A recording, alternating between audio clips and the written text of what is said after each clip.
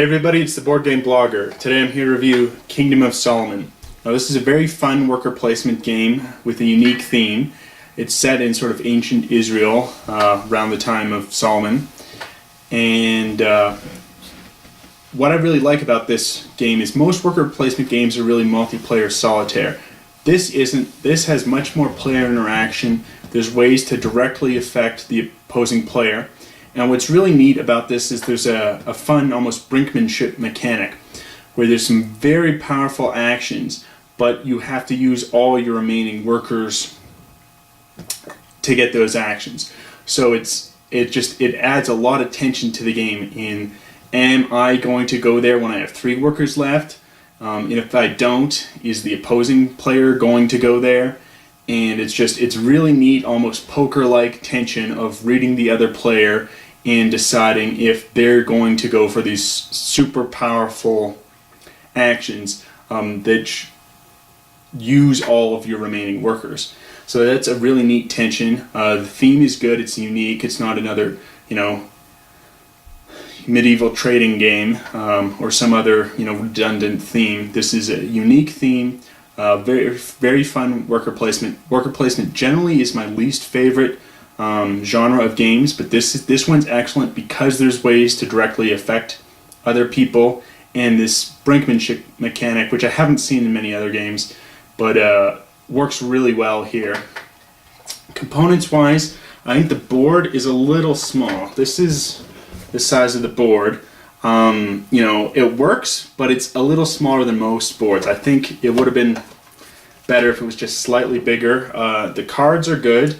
You've got 2 different decks. They're both good quality cards. I never felt the need to sleeve them.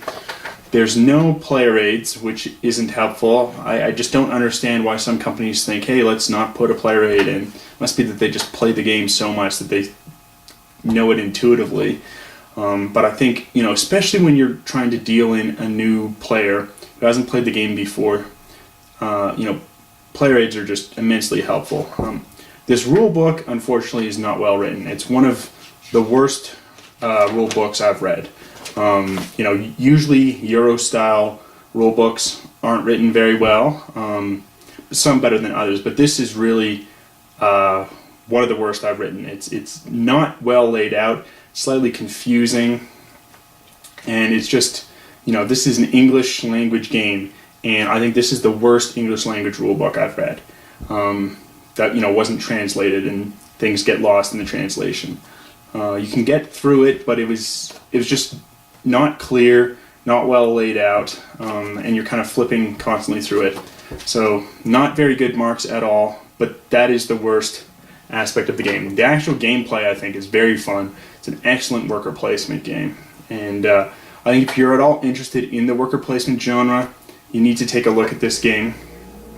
Even if you're not, and generally I don't like worker placement games. It's my least favorite genre, but I like it here because of some unique mechanics and the ability to directly affect players.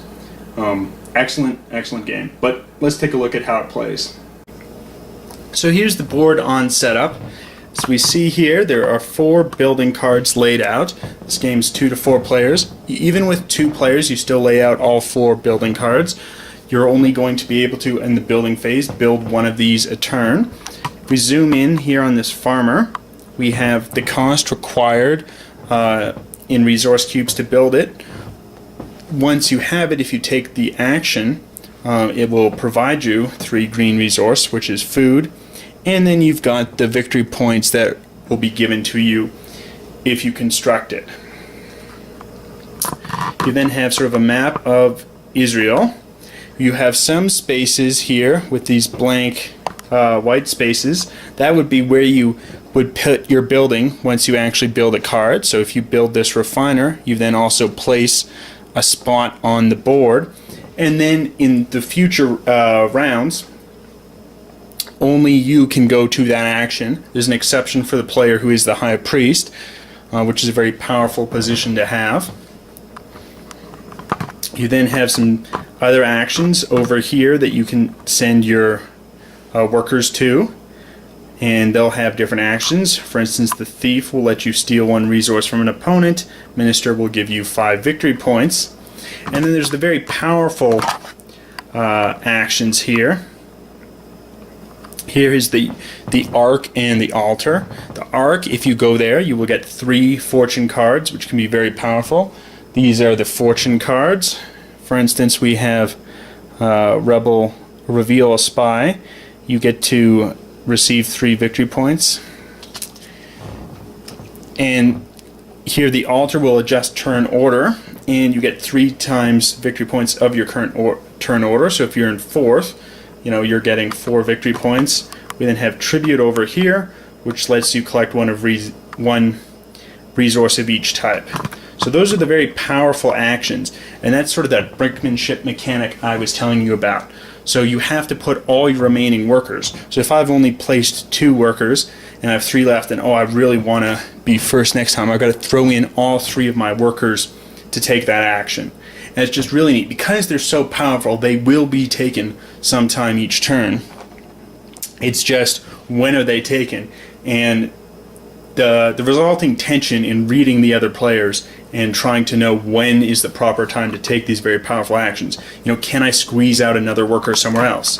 Because you'll also be placing workers directly onto the map here, which will provide resources. So here in Moab, I would be getting 1 brown, which is timber resource. We then have the temple here. This can be constructed during the building phase. They will score you either victory points or a priest token. The person with the most priest tokens is the high priest.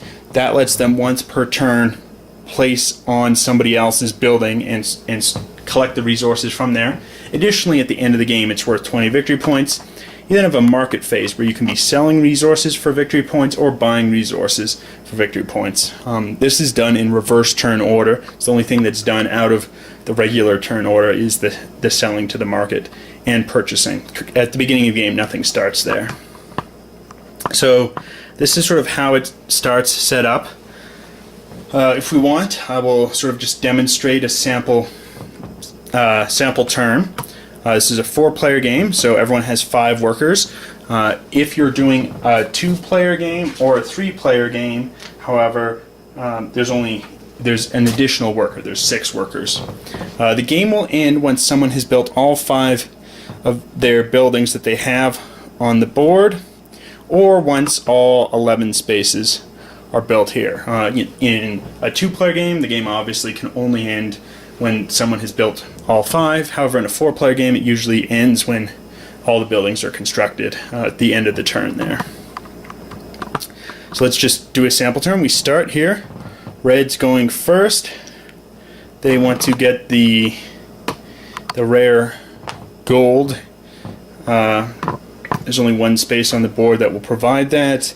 Then it's green. They're going to steal a resource. They'll go after, so they think they can steal that gold. We then have blue and black, and now this continues until all the workers have been placed on the board. We will then have red is going to do the artisan, lets them collect an additional resource, so they will at least get that 1 gold they were hoping for, even if green steals.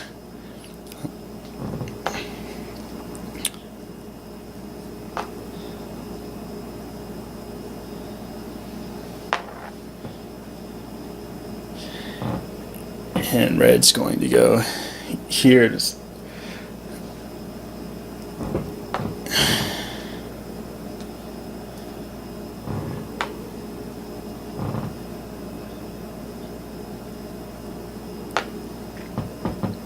Now it's back to red again. They're going to do this brinkmanship action with tribute.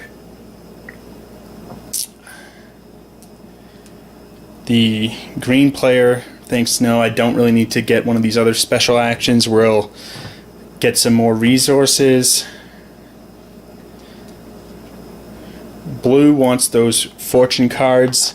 They're deciding to go there. They don't want black getting it. Black will go for just simply drawing 1 fortune card with the profit. It's now back to green. They don't want to give up the altar cheap to black, so they're going to go there. And now the black player will simply get another resource. Now we simply sort of score and collect in turn order. So what will happen first is the artisan will collect. They'll collect an additional resource. They're choosing to get it off Judah, so they will collect 2 gold for the red player. They'll then collect an iron, and using tribute that's paid to them, they get 1 resource of each type.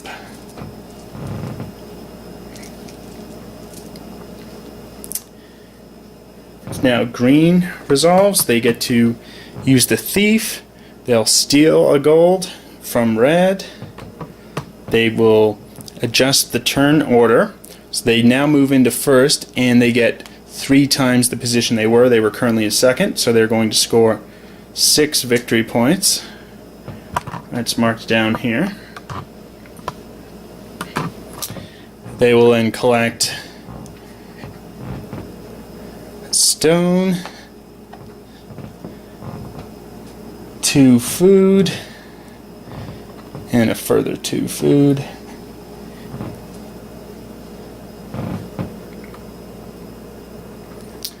Blue here is going to be taking 3 fortune cards. Now these fortune cards can be used at any one time, or they can be held. So these are the 3 fortune cards. They don't need to play them immediately, but they can if they want. For instance, the Alliance will let them receive 1 copper and 1 food. The Reveal Spy will give them 3 victory points. And the Queen of Sheba lets you take any 2 resources from the supply. The supply, however, is hard limited. So once it's exhausted, you cannot obtain more resources unless you purchase them from the market or other people expend them. We'll then get a stone, 2 timber, and another stone. And finally black, they will get a fortune card, a timber,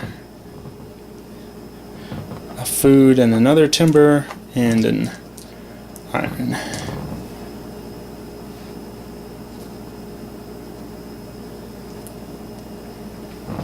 So now turn order has changed. So this will impact the rest of the turn.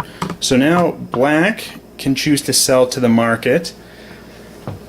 They're choosing not to. I've noticed in most games market's not used too much early on. It's more of an end game type of activity. We then have blue sell to the market. They're choosing not to. We will then have red sell to the market. They want to get some they're going to sell 1 timber. They think they have a lot of timber. They're going to sell 1, and they're going to get 4 victory points. And then green, and they're choosing to not sell anything. Now it'll be turn to construct different places. We can see here what are the buildings they can construct. You can also build roads from buildings that you've already put on the board. If there was a road, let's say for instance this existed. Now if red places their pawn either here or here, because of the connection of the road, they'll get both the gold and the stone. So building roads becomes powerful action. However, you can't construct them until you've first built a building. So first we see with green. Green is looking at their resources. They don't quite have enough to build what they need. They needed 1 more stone, and they would have been able to build the lumber camp. They're not quite there. So, at least for this lumber camp, What they're going to do, however, is they will choose to build one of the temple pieces. The cost here is 1 stone and something else. It can get them either a priest marker or 5 victory points. They're going to choose a priest marker, and they become the current high priest, but the turn's not quite over yet. So now we go to the red player. They're examining, do they have the resources to build what they want? They don't. They only have 1 food. Every building costs at least 2 food. Most cost more, so they're not quite in a position this turn to build anything. They're not going to construct any of the temple. When green chose to build 1 piece, you put it here. The foundation must be built first. There's 5 more foundation spaces. There's some structures, and then there's the column. They cost different resources, and they provide different victory points. We can see also the cost for a road is put right on the board. Next is blue. They're examining what they could do. They're going to choose to play their alliance card, getting a copper and a food.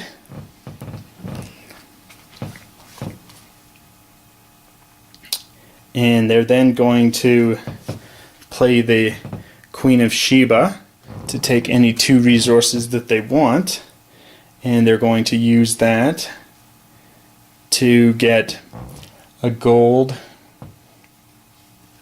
and a food. This now provides them with enough resources to build the farmer. This now goes into their stock. They now have access to this as with one of their workers each turn, so they can place one of their workers here utilizing the farmer action, and they'll receive 3 food. That scored them immediately 17 victory points, and they also get to put one of their building markers here on the board. So they're trying to decide where they want to go, lock out other players, and still have a powerful action. Well, there's only 1 iron here on the board that can be built on. There's another one here, which is always open for use.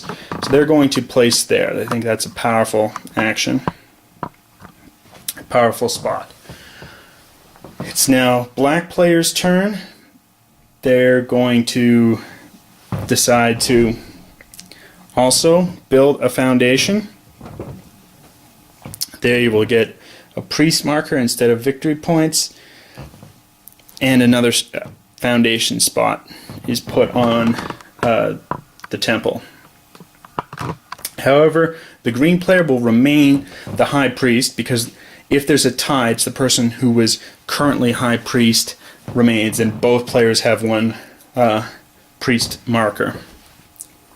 So what will happen now, end of the turn, we will reveal a new building which can be constructed. The other ones will remain on the board, and the turn continues again, starting again in player order with green. So as you can see, it's a worker placement game with some twists. There's some actions that kind of directly impact how you can affect and directly affect other opponents. Roads will let you expand and have more efficient worker actions. You can build buildings which open up new worker actions, and you have what I really enjoy is this brinkmanship mechanic of these very powerful actions. We can see here when blue took it on their turn, enabling them, took the arc, giving them the 3 fortune cards. They were the only player this turn who was actually able to construct a building, and that's because of their taking the arc. So you also have the temple here, which gives you the high priest, which lets you override. So again here, the green player is the only player other than blue who can actually go here first and almost take out blue's resource. It will provide them the iron. Because that's already taken, blue cannot go there. So there's some neat mechanics in here. The theme's really good. It's a unique theme. Plays well. The game is great. The only thing I really don't like is the lack of the player aid and the poorly organized rulebook. Other than that, though, fantastic game that I recommend. Till next time, I'm the Board Game Blogger.